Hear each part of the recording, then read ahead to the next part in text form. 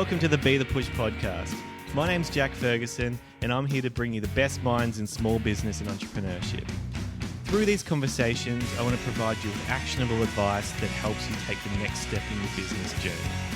The show notes for the episodes can be found at bethepush.com/podcast, and then just click on the relevant episode link. Let's get started. Hello and welcome to this episode of the podcast. Today's guest is Steve Baxter. Now, Steve is a tech investor and shark on Tank Australia, very much known for his no-nonsense approach. So if you are looking for sugarcoating, this is probably not the episode for you. Steve tells it how he sees it, and that's what made it so fun to record. We talk about a few things, including why Steve believes it's imperative that you have internal tech expertise in your team when building a tech startup. Also, we touch on his early life, what it was like building a business 20 odd years ago in a very different environment to what exists today. Also, did we discuss leadership and how Steve feels like a fraud at times, which was quite surprising and very insightful. As always, you can find the show notes at bethepush.com/podcast. I hope you enjoyed this episode. I love recording it. All right, so today we're here with Steve Baxter. Steve, thanks for being with us. No worries, mate. How you going? I'm good. Good. How are you? Good. So currently, Steve, you're a tech investor, a shark on Channel 10's Shark Tank Australia, founder of Brisbane co-working space River City Labs, and a big advocate for the startup scene in Australia. But I would like to start off, if we could, with going back to your decision originally to join the Army when you were 15. I don't think that's a part of your story that's commonly known. So I just wonder what brought about that decision. I had a burning desire to be a soldier, really. Really? As a young fella, yeah. Don't know where it came from. My dad, we weren't we didn't have any military in the family. Mm-hmm. I just wanted to join up, and I had a chance at a young age, and I did. Yeah. Yeah. Cool. What were you like as a teenager? Oh, I think I was pretty horrible. Oh, really? A rebel? I don't know. I didn't, I think the Army was good for me, to be honest. So, last year at school, so I did year 11. I did quite well in year 10 and pretty well failed everything in year 11. Oh, right. So, and the Army still took me, which is pretty cool. Cool. So, what I liked, I don't know. I think I was a shit. I got in a few fights and stuff. Right. So I don't think I was the nicest kid around. Sure. I haven't changed at all, right? Okay.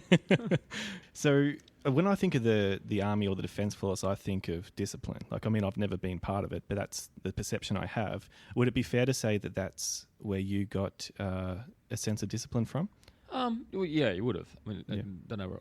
I shouldn't say, but my parents they weren't strict. They were good parents. Yep. There's definitely discipline involved in the military services. If you don't have that discipline, you soon get it, or you don't fit in, and you'll probably be out or in jail. So, it wasn't discipline so much. It was just, and it's a lot of what I think I see in what I like to see in the good parts of what I see the good parts of the entrepreneurial community is get in and get shit done. Really common sense approach to stuff.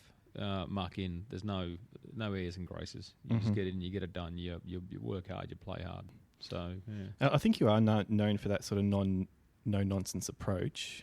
Were you always like that? I didn't know I was like that until people kept telling me, like, my God, you have a no-nonsense approach on TV. I said, oh, that's me. Yeah. So I think so. Okay. I haven't, except for the last couple of years, I haven't really gone around staring at myself very much, but it's hard to escape sometimes. Yeah, I can imagine, yeah. So after the Army, you founded a company, you used your life savings, to my understanding, and started SENet. That would have been very different back then, I imagine. You wouldn't have had a fraction of the resources that the startup community now has to start up. Was that scary? Yeah, it was scary. Yeah. Being a soldier back then was an okay paid job. It's a lot better paid job now, as it should be. Yep. So I was leaving a fair bit of security, to be honest.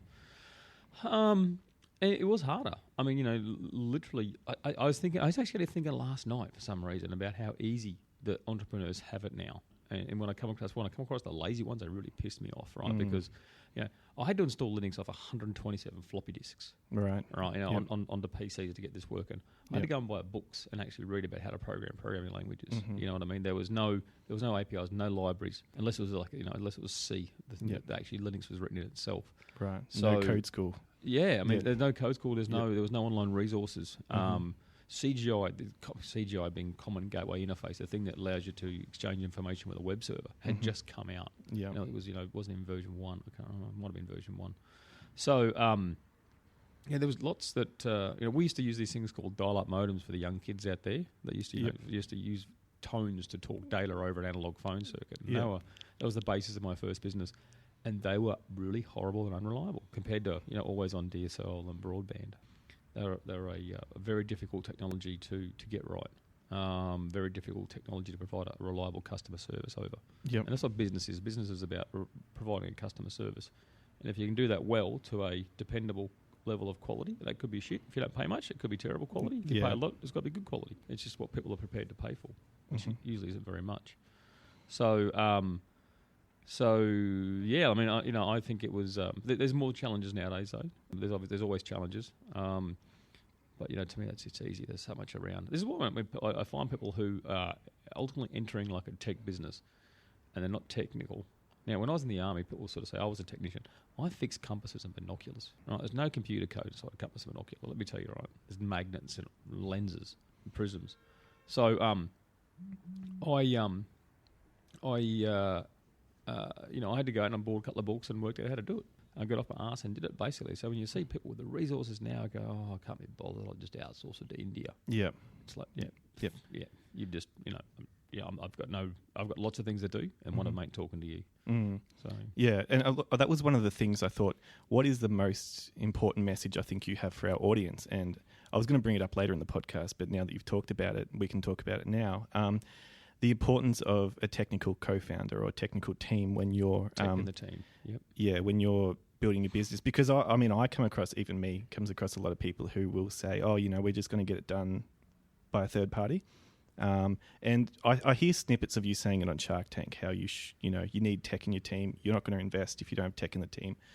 Could you give us a play-by-play of what would happen if you try and build a tech company or a tech play without internal tech? It's enticing to start. That's the problem is that you can do it. You can outsource your idea to an offshore development team, and you get back a product. And there's something to be said for using offshore resources because they're a lot cheaper and they're a lot more plentiful in a lot of respects as well. But so in that sort of organisation, you need the technical architect, the mastermind there. You don't necessarily have to be cutting the code, although you have to be capable of cutting the code. But I think about when you're okay, so you don't know anything about the tech. You're going to outsource it. You're going to say, I want you to build me this. And the person's going to say, I think it's going to cost $1,000, $10,000. How do you know if that's right or wrong? Yeah. If you know what I mean, right? Yeah. How do you know when the product you get back is good or bad? So that when there's a bug in it, and there will be a bug in it, or when you have to upgrade it, because you will have to upgrade it, they're going to say, we're going to rewrite that. Didn't know you wanted to do that. So not having that underpinning knowledge about how the technology sits together, being able to at least dirty hack the technology. Don't be lazy when it comes to software. You can download free source code everywhere. Download it, get it, change one line. Oh, it broke. Change it back. It didn't break. Change a bit. Oh, look, the colour changed. Yeah. I mean, you're not setting houses on fire by doing this, right? You change computer code. So it's really easy to experiment. So when I find people don't want to do it, I'm like, fuck, how lazy are you? So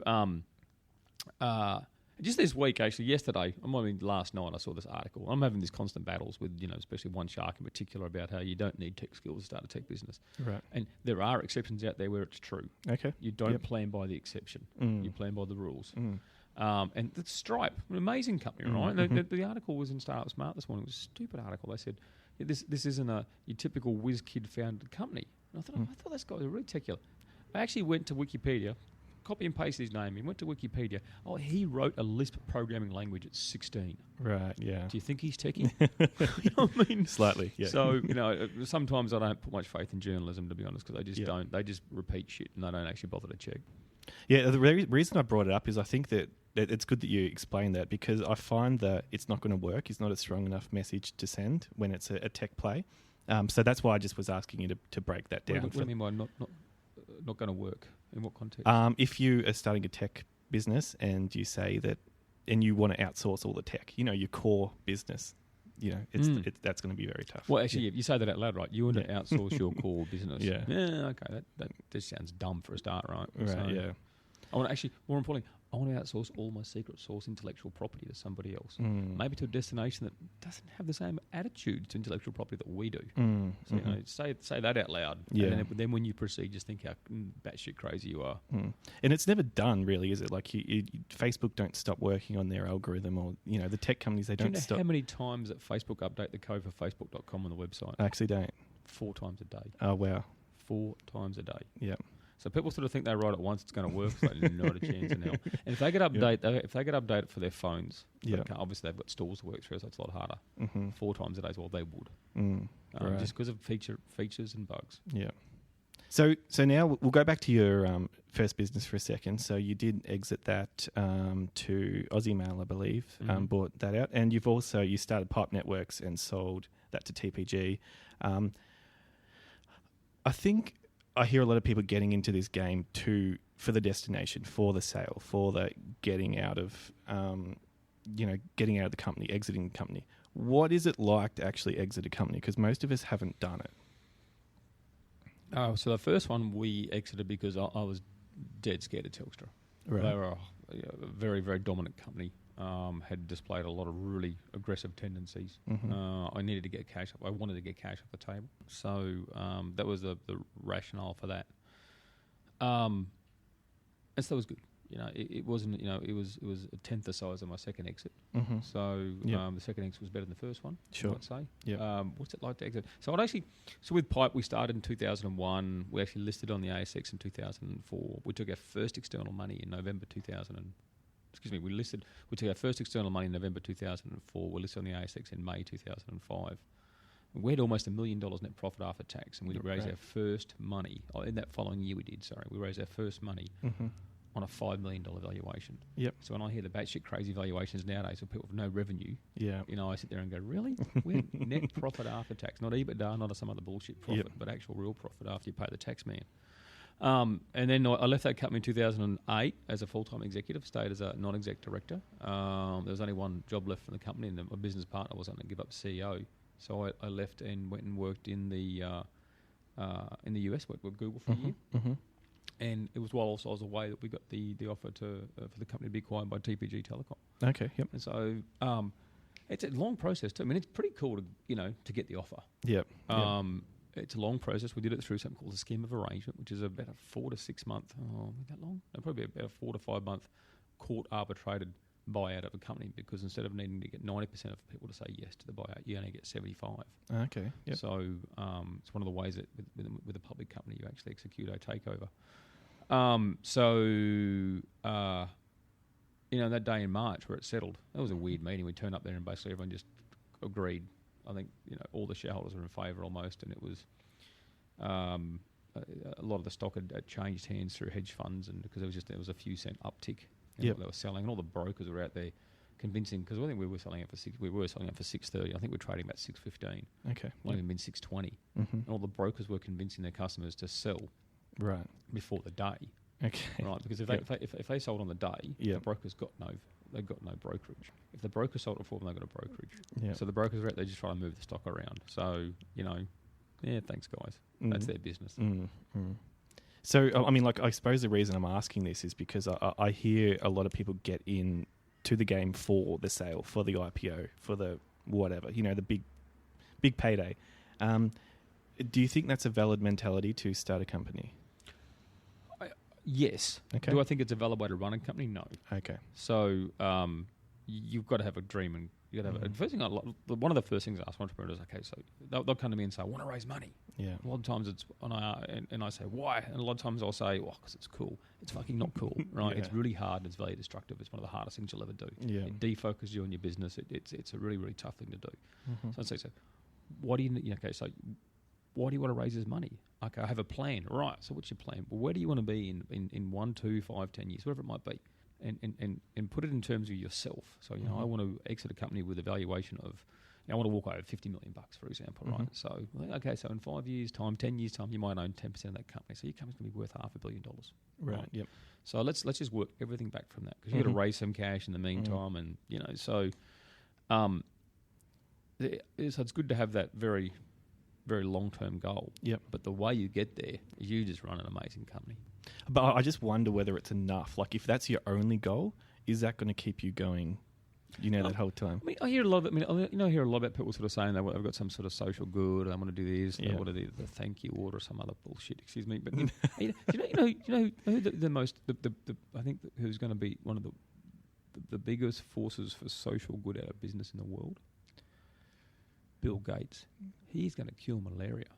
And he did that because he's a filthy, stinking billionaire. Right?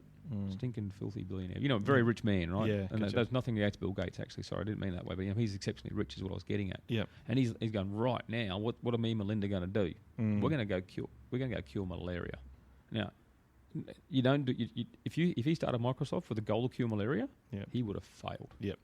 So, to me, you've got to get the order right. Okay. And it doesn't mean on your business journey that you should be an asshole. You should treat your staff badly. You should sure. have a business that makes sarin gas or landmines, if you know what I mean. But let's face it, the way you can do the best good is to be really successful, have surplus cash, and then you work out what you can do with your surplus cash. Don't confuse your business with something else. Yeah, and is that, like you're saying, don't get into the social good too early on in the journey? Like that's... There's no... You don't have to drive to work running over puppies. Yeah, gotcha. Right, if you know what I mean. Yeah. So there's things you can do in business that are just good. Yeah. You treat your staff well. Yeah. Ethical buying practices I get as well, if you know what I mean. But, I see a lot of people who, you see a lot of B Corp status things, or you see people who... And I also get that if you've got it as a part of your marketing campaign that you give X percent of your revenue to some cause. I sort of get that, providing it's out of your marketing dollars. You're not actually thinking, well, this is going to come into my bottom line profit. Yeah. It's got to actually assist the business. So... Cool. All right, well, let's talk about, you mentioned it before, let's talk about your time in the US. You went and worked with Google on telecommunications for a while. Is that right? I did, yes. What was that like? Surreal. So we got there like 3 weeks after Lehman Brothers fell over in 2008. Okay. I think at one stage there for a couple of months, 1 million Americans a month were losing their job. Yeah. It was, Barack Obama got elected. It was it was a really surreal time to be in America. We loved it. Google it's a very strange place. It's a place that has more revenue than God. They can do, and when I hear entrepreneurs who sort of say they want to actually adopt the Google work practices, when you have $30 billion a year in revenue, you can do that too, right? We have this amazing piece of intellectual property that protects so much revenue. You can do that. Yeah. And so it's good to have aspirations, but I mean, you don't want to get broke, sort of, giving your staff the Google life. Yeah. So doesn't do you any favors and doesn't do them any favors either. So Google was interesting. We really enjoyed America. So I spent a bit over a year there in Google. We got the TPG Telecom office. We had to come home because there was a capital gains tax issue in California. So we wanted to get the hell out of there. Yeah. And but we over there. We did lots of travelling. I got my pilot's license. We had a ball.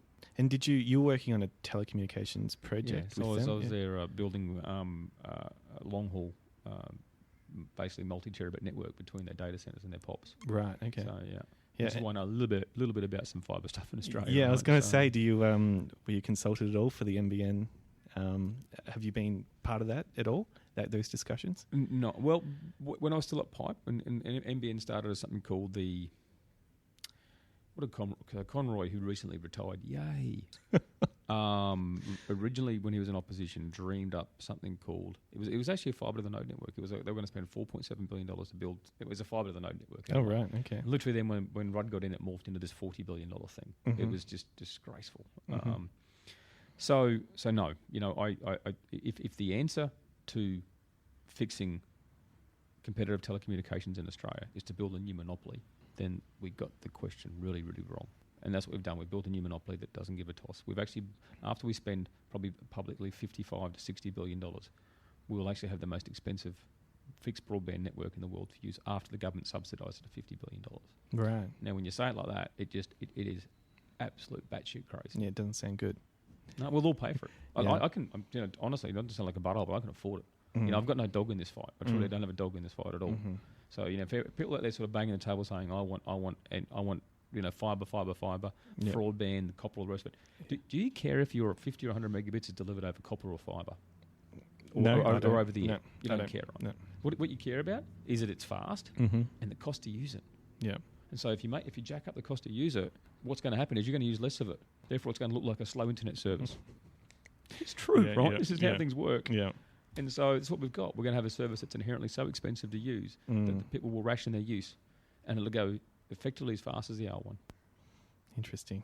Very True, interesting, not even yeah. interesting. It's true. Okay, There's an true. article. Look at my LinkedIn. Go to LinkedIn. Steve Baxter got an article. I think it's from back March this year. I want to say it's called Yep. "If Innovation Really Counts," Okay. and it's long. Yep. It's that long that no newspaper in Australia wanted to touch it. But you could not leave a single word out because what Sure. this debate has suffered from is journalists watering it down and just saying fibre versus copper Mm-hmm. because it's erroneous, it's wrong. And if you willfully say that I want to participate in this debate, but I don't Mhm. understand the tech, but I Mhm. still have an opinion, no, you can't. We've gotten to this point because people who are clueless about tech made up shit as they went along, Yeah. and we're in the current situation. Yeah. You know, we'll definitely link to that in the show notes then. Good. For sure.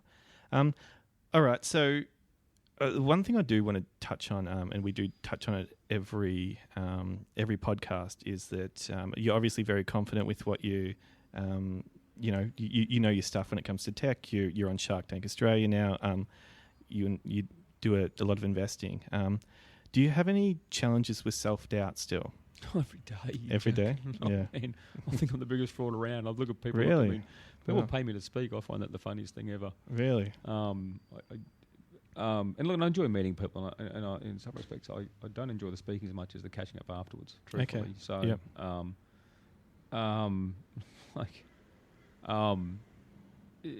None of it feels right. Really? Yeah. Okay. I think that's surprising. I mean, like that's I'm trying to humanize that a little bit more with this, with what we're doing here, because everyone we've asked that to so far has said yes, and I suppose we're trying to get it to a point where we all suffer from that. So I'm just trying to make that, Yeah, well, it's normal. like, I mean,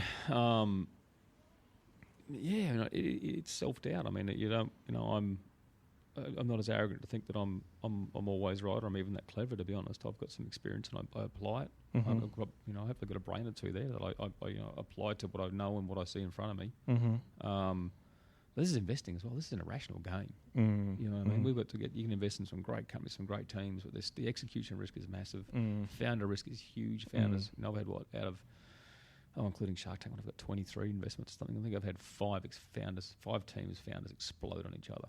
Whoa. So okay. it's a really high risk thing, right? And Yeah. we've saved only two of those have stopped. Yeah. Well, right. But so the amount of risk that goes in there is amazing. Mhm. Then you just get the general standard risk, competition risk, market risk, the Yeah. whole thing, right? Mhm. In fact, Brexit. I mean, Brexit almost just Brexit for one of our companies just destroyed its sales pipeline. So it's coming back now because everyone's lost their fear. But it gets scary for a while there. Yeah. So it's things you just can't control. So to think that I can control anything and I'm clever, good luck with that. And as far as investing goes, so obviously you don't have to just invest in early stage companies. People can invest in stocks. They can invest in real estate. Is the degree of difficulty, in your opinion, higher for early stage company investing as well? Yeah.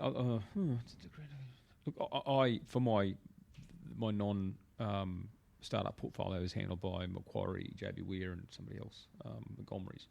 And so then that's the vast majority of our funds, to be honest. So everything I'm investing, in this space is money that my daughter won't miss as a part of her inheritance, right? Mhm. So hopefully we'll just make it bigger.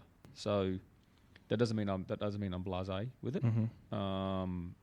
I've been taught a few lessons with it along the way. Is it harder? I think that you can eke out a more dependable return. But I've had money in markets and they've gone south too. After our first exit, we put it into a lot of traditional investments and they went really bad. Oh, really? So Okay. we really bad as in we probably went capital backwards. Not Okay. probably by about sort of 5 or 7% over a couple of years. Wow. Which is you should have been going that forward. At least that forward by that much, if you know what I mean. Mm-hmm. Shouldn't say that was of what we invested. We obviously had a diversified portfolio, but we got tanned on some. So I learned about what a good manager and what a bad manager is from that exercise, let me tell you. I can imagine. Is it harder? Yeah, no, they've all come with difficulty, but you spread the risk. We've got lots of companies, we spread the risk. Yeah. Pre-Shark Tank, we've got 4 absolute dead set, what appear to be dead set winners at the moment. Okay. But it's still got massive execution risk through them. Sure. So we've had 2 minor exits. Probably average a 20% year-on-year return, which is not bad, not great, but for a couple $100,000, it's it's not what you do it for. You want to get a 10 or 20 times out of those, right? So yeah. Okay. So you mentioned Shark Tank. How has life changed since Shark Tank? Well, a little bit. How has life changed? Look, I really enjoy what it's allowed me to do. So before Shark Tank for my companies, I used to help them out as best I could. I'm an old telco bloke who knows how to lay fibre. Right. So when people talk to me and say, you're some tech startup genius guru, I'm like, dude, I used to dig up the street, put a bit of fibre cable in there, tie it to one building, tie it to another building, and just sell it for way too much money. Okay. Right. So, and you think I'm a tech startup guru. So, I say to people all the time, have a look at the person offering your advice, and look at their background, understand where they come from. There's relevant bits in their background, but you've got to balance their advice and what they're telling you with their experience. Yep. Otherwise, it's not a full story. So, what question am I answering again? How has life changed since Shark Tank? Yeah, right. So, and so before that, so I used to spend a lot of time getting introductions and trying to network my investees, the companies I invest in, into customers or whoever could help them. And that used to take months before Shark Tank. Yeah. It takes days now, which is quite nice. It's very easy to knock on that door, to be honest. So, I think you wrote an article on that as well, didn't you, somewhere? Probably. I remember, once, yeah. Okay. I mean, and I really respect everyone I've ever gotten a meeting for my people. But, it's just when people know you, it's a lot easier. So that's been very positive. The population of people who recognise me on the street, so to speak. Yep. The most prevalent is Qantas airline hostesses or Qantas cabin crew. Let's be gender proper here. Maybe I fly too much. I don't know, but they're just fantastic. And I love it because I always say that I sit down. Probably the vast majority say I sit down and watch it with my kids. Okay. And to me, that is... and actually, the Sharks have similar experience. A lot of times we get approached by parents and kids. I love this show. If we can raise a generation who hold entrepreneurs in as much respect as pastry chefs and bloody singers and dancers, that'll be just fantastic. Right? Yeah. And that's why I'm doing it. Well, my grandparents actually watch the show. Do they? Yeah. Do they like it? Yeah, they love it. Oh, good. That's their favourite show. They're nearly 80 now, I think. So. Oh, wow. Yeah. Yes. A little bit of encouragement for me in the beginning, but they love it now and talk about it amongst their friends. They talk about that really mean guy from Queensland on the left, do they, or what? No, they just say Steve. They know that I know who you are, so they love it. So I think it is doing a lot of good things. It's bringing a lot of big conversation to the table, which is great. Well, Andy Banks has got the best term I've ever heard, and he said the real star of the show was the advice. Yeah. And we will sit there, we'll talk to it. We probably average about 45, 50 minutes per entrepreneur. The really crap ones go for 20 minutes type thing, and some decent ones that even don't make the air go for an hour and 20, to be honest. And we talk about their business and we give them advice and give them our perspective. So, if anyone knows me, getting an hour and 20 with me is not an easy thing, right? Yeah. So, yeah. We appreciate you being here tonight with us. So. That's all right. I believe there's beer later on, is there? Yeah, there's beer. Okay. And on Shark Tank, you've made a couple of retail investments. Like if I met you a couple of years ago, and I would have never thought you'd do that. So, what has that been like? What's that experience been like? Well, look, I like people, right? I honestly invest in people. Sure. If I don't like you, I'm not going to want to spend a 1 hour monthly meeting to get an update. Yeah. You know what I mean? So, yeah. And there's some businesses that I'll back a personality at first. But there's some businesses I've wanted to invest in. I've always wanted to get some exposure to the grog business, to booze. So we've got Sophie Spritz from season 2. Yep. Tom is a fantastic entrepreneur and a great business. Yep. So I think he's gone from, I think he's just quadrupled his sales. Okay. So we can't take all that. We can't take we can't take all the kudos for that. But I think probably a good portion of it I think would be helpful because Tom is just good. So there's no way no one to steal his thunder. He's awesome. What's some other weird stuff I've invested in? Like Rescue Swag, like Tracy from up at Mariba with her first aid kit Rescue Swag. She's fantastic. She's got a great business. She's someone you want to see do well. She's got the right attitude. So we'll get in there and back him. We've got those girls' beverage company, those girls' Yeah, IT. yeah. So a bit similar to Sophie Spritz in that it's a beverage. And the throat scope was another interesting one. The throat scope. Do you know, Jenny is one of the most voracious entrepreneurs I've ever come across. Right. Throatscope.com, go buy a throat scope. Yeah. She's got multiple shippings now into the huge pharmacy chains and supermarket chains in the US and Mexico and Canada and Europe, and she's a treat. She's an absolute treasure. She's a dog with a bone. She won't let go, and she'll get through. So yeah, all power to Tracy. Excuse me, Jenny. Tracy's the Mariba girl from Rescue Swag. Sorry, Trace. The Jenny from Throatscope. She could teach a lot of entrepreneurs a lesson about determination. Right. So I suppose where I'm going with this too is that is business just business like to you a little bit? Like, you know, you did invest in tech. You're now in other verticals. Do you see much difference when you get involved in the different companies? Yes. You do, okay. These other things have on inventory. Yeah. What is this inventory thing? What is this inventory thing you speak of? What do you mean you get them made and shipped here? How does that work? Doesn't it just come over the fibre cable? Yeah. Oh, okay. Look, different aspects to the businesses. You learn a lot about offshore manufacture. You learn a lot about shipping. You learn a lot about the shipping of plastic bits around the world. I'm learning a lot about the beverage in the food and beverage supply space, which is great. I'm really enjoying that actually. They're slow. They're slower moving, lower margin businesses, which is interesting. But they're probably a bit more stable too. Right. You don't tend to have the dramatic issues you have with some of the tech startups. Business is just business. But look, I've got a team as well. So I've got an operations manager who's got Nicole. She's got a deep FMCG background, so she assists with with a lot of the Shark Tank companies. Sure. I've got a couple of analysts. I've got bookkeepers, accountants, bookkeepers, and administrative staff. And I probably should own a lawyer because I pay the buggers enough, to be honest. So right. But we contract that still. So my job is what I sort of do on Shark Tank, to be honest. Sure. So I put professional resources behind it. Unlike some other sharks. Ooh, did I say that? Snap. No shots competition fired. at all. No competition at all. All right. So you a big fan of the scene. You've pushed entrepreneurship for a while. Ever since the Social Network came out, though, have you seen the movie? I haven't actually seen it. Oh, no, really? No, okay. Well, I was just going to ask. Do you think we romanticize it a little bit? Oh, yeah, a lot. Yeah. And that's not bad. That's okay. I think that's a good thing. We need to do. Because it can be. It's an amazing force for good entrepreneurship for a start. The tech entrepreneurship, if you get it right, I mean, literally, you tell the people know the crazy stories, Instagrams of 14 months to $1.2 billion, crazy stuff like that. The Snapchat guy turned down $3.3 billion out of Microsoft, and lucky he did because he's going to be worth a lot more now. I wouldn't have picked that one, right?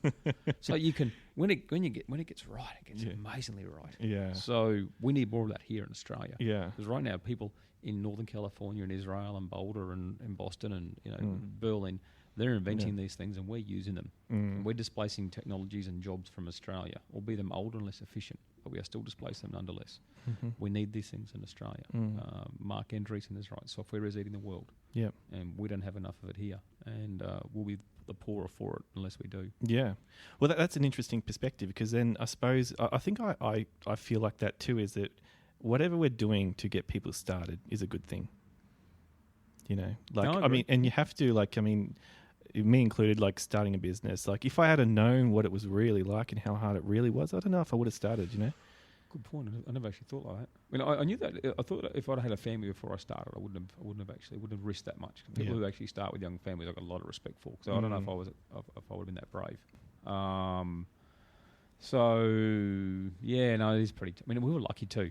We're both the businesses I started as opposed to invested in. Went just invested in them all, obviously, but in the ones I actually ran and founded. Yeah, just they went smashingly well. So we were lucky. There's work in there, but obviously there was a fair bit of luck as well. So, but even when they're growing like a weed, you've got your problems. And we used to work 14 hours a day, 6.5 days a week. I went from 85 kilos to 130 kilos. Oh, right. Yeah. Over what time frame? Probably in a short period of time. So I left the army in 95, so it would have been either by 98, 99, I was probably at my fullest. Right. You might say. Yeah. Okay. So... Yeah, very interesting. I am fascinated by the right message to send out to the community and to the public with regards to entrepreneurship. So that's why don't get the 65-year-old and say, I think I could have done that. That's a wasted life. Get to 65 and say, look, gave that a crack. And the guys who did it are just fantastic. You know, I came that close to getting to being the next, you know, Larry and Sergey, but didn't quite get there. That's a better story than, I could have done it. Yeah. So, for God's sake, get out there and do it. Try something. Yeah. Get the right experience, get the right skills, acquire them. And if it's in the tech space, it's really easy to acquire. Don't be lazy and get out there and do it. Mm-hmm. And do you have to be a good leader to be a good entrepreneur? Yeah, probably. Yeah, I think if you're going to build a team around you. Yeah. What is leadership to you? Leadership to me is oh God, I haven't been asked that before. You've got to be able to talk about the journey. So it's very important for people who in your team to know where you're going. Yeah. To know what the goal is. To know the really basic, I suppose, core things. So you have to be able to enthuse them. I get very operational in things, and sometimes I do tend to forget the bigger messages. For me, leadership in terms of leading staff, for example, it's about giving them the most fulfilled, beneficial day you possibly can. I like to think that if my staff get there at 9 in the morning and leave at 5:30, they'll look at their watch at 5:25 and go, oh, "Gee, the day's flown. I've got to go." Yeah. So I hate firms who do busy work. I saw this in the US. A lot. The lack of procedures and the lack of smart operations.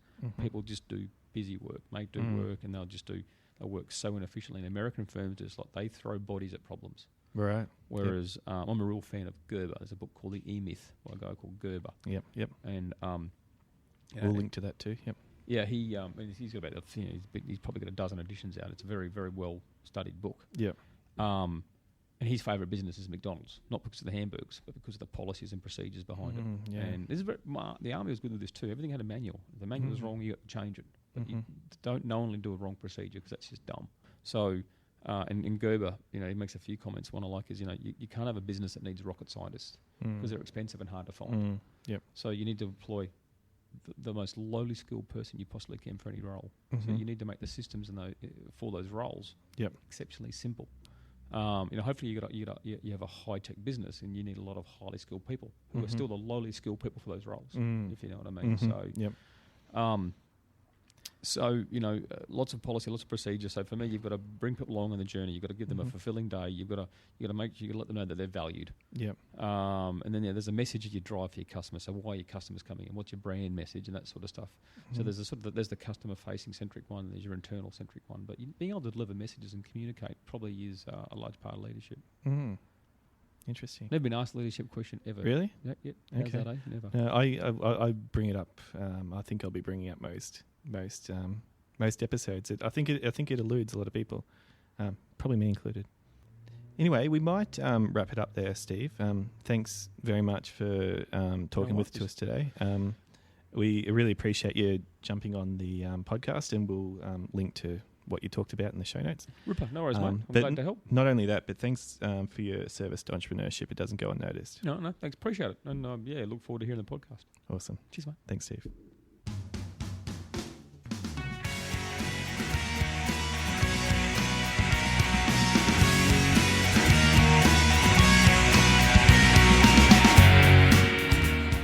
Thanks for listening to this episode of the Be The Push podcast. Show notes can be found at bethepush.com/podcast and clicking on the relevant episode link. I appreciate your company and look forward to talking to you again soon.